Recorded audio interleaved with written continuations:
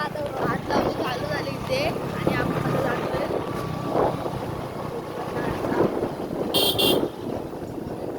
इथे या गाई आहे सगळ्या गाई दिसतेच नाहीत त्याला ते पाणी भरलंय खूप पाऊस चालू आता पण पाऊस आता आपण जात आहोत खाली तर तुम्हाला दाखवतो बाहेरचा व्ह्यू कसा आहे सगळीकडे चार साईडला हिरवागार आहे आणि इथं पाऊस बघू शकता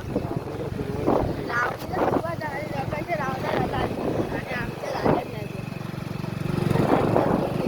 रस्त्यावर आलो पुढे ट्रॅक्टर बघा